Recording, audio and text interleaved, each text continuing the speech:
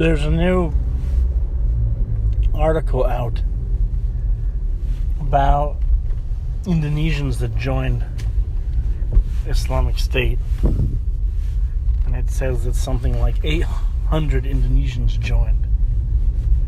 And there was another article, I think the same day, on March 25th, about some Dutch woman that claims she's in some IDP camp in Syria and she wants to go home. And each of the articles join a long list of stories about the foreign volunteers in ISIS, of which there are estimated to have been something like 50,000 from 43 or so countries. Today in Syria, there's thought to be around 3,000 or 4,000 of them, which includes, I guess, around 1,000 men, and then the women and the families and the children. Some of these people have been interviewed, and almost all of the interviews point to a glaring gap in our knowledge about ISIS. And the gap is that when ISIS was on the rise, many people were aware of the phenomenon of people joining ISIS and journeying from Europe and places like that. But I don't think they fully explored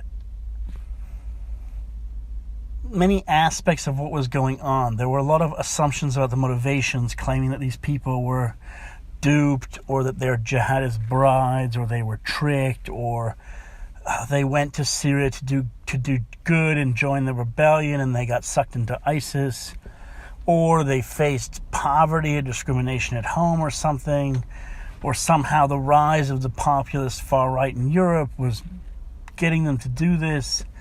And we saw a lot of different discussions about ISIS that were look into the ISIS manifesto and its religious concepts and how it talked about itself, which is interesting at all, because obviously ISIS, like any extremist organization, whether it's Stalinist Russia or Hitler's Germany or Al-Qaeda or the Taliban or whatever, obviously it has its own internal logic and its own internal system. And ISIS, unlike perhaps some more chaotic movements, I don't know, in the examples of movements that developed after the Libyan Revolution or something in 2012, ISIS was a really totalitarian society. It seems highly regimented. So many of the foreigners that arrived there fit into the regimented part of it. Unlike, I think, for instance, in some of the villages or whatever, where you had, local Sunni Arabs who accepted ISIS rule, but probably in their little rural village, not a lot changed for them, as long as they kind of went along.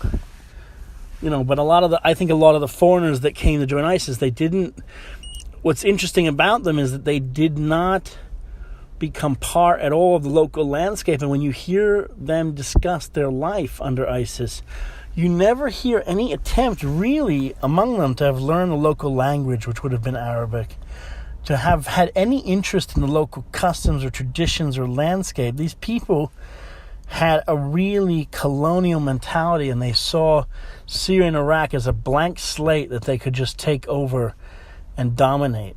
And they had dreams of conquest in their mind. They boasted about, some of them, about, wanting to kill people and genocide people and enslave them. Many of them admit that they watched ISIS videos in 2014 and they thought it was great.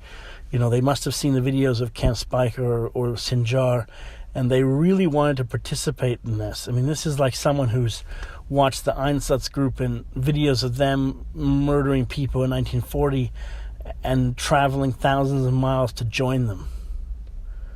So we kind of have to understand that, and I think it's not fully been explored, some of the aspects of these people. I mean, we're talking about a lot of people. They obviously had a big effect. I assume they were some sort of a burden as well, because when we look at the fact that many of the foreign fighters ended up in places like Baghouz or Hajin, they also kept having to be evacuated from places like Raqqa. So the hardcore ISIS fighters were fighting and dying, usually so that these foreigners who who were sort of like colonial baggage, could be moved from place to place. When you listen to the stories that the people tell, the men or the women, they never seem to have ever had a job when they were living under ISIS. You never hear them say, well, I got there and then I'm a car mechanic, so I worked in a car mechanic garage. No, they never seem to have ever worked. Now, for the women, we hear stories about them going into some woman's dormitory and then spending half the time just waiting for a husband or something. But, I suppose that was their part. But even the men don't seem to have had jobs. So it's kind of interesting, this kind of aspect of this layer of ISIS society and the kind of mentalities that underpin these people. The total disinterest in having anything to do with Iraq and Syria. I mean, from their point of view, the concept of the caliphate or whatever, it could have been anywhere. And I think what's interesting here is, when we talk about, for instance, the way in which ISIS was able to hijack the Syrian Revolution, especially in terms of the world's priorities, because countries like the United States or other countries were involved in supporting the Syrian rebellion. But by the time ISIS got going and took over part of Iraq and committed genocide and started executing journalists and things, all of a sudden we see a shift in policy where resources are going to build up the U.S.-led coalition. So when we talk about them hijacking the Syrian rebellion, it's fascinating because some people tend to see ISIS as part of a spectrum in the Syrian rebellion, which is, you have, Ahrar al-Sham or Hayat Tahrir al-Sham and Al-Qaeda or whatever, and see ISIS is just on the spectrum of that. It's all part of the same kind of thing somehow. ISIS is just a very, very bad, extreme part of it. But actually, I think when you listen to the testimonies of these people, what you realize is it's not really part of it, because these people didn't go to Syria to fight the regime. You don't hear much about the Assad regime at all when you hear the narratives.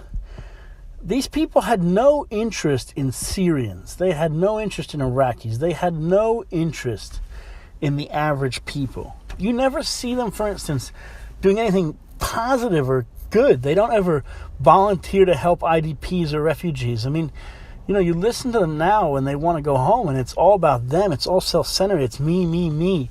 I want to go back to Australia or whatever, Europe.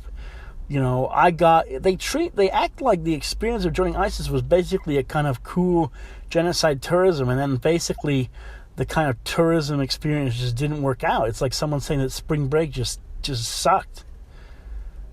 It's really extraordinary, and I think that's where we have to start kind of understand that, the kind of colonizing mentality behind these people, and the fact that, they just had zero interest in Syria and Iraq. These people had no respect for the local people or environment. And, it's not just a fact that they saw the locals as almost subhumans. They thought that they could just go thousands of miles, fly in a plane, go to a country that's not theirs, kill all the people there, enslave them, steal their homes.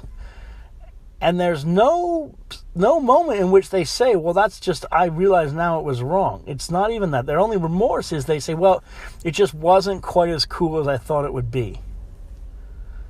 And I think that's a really important part to understand that I think has not been explored enough, is the kind of what these people were and the nature of ISIS, which I think really separates it out.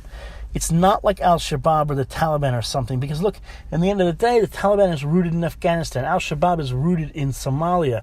Boko Haram is rooted in Nigeria. These whatever these groups are, whether or not the fact that they may have global jihadist networks and stuff, they're still rooted in where they are. Wilayat Sinai is rooted in Sinai. That's what it's doing there. It's not like you can just pick it up and say, okay, we'll take Wilayat Sinai and we'll just put it, now all of a sudden in Afghanistan, and we can switch places with the Taliban and put them in Sinai. No, because they're part of a local network.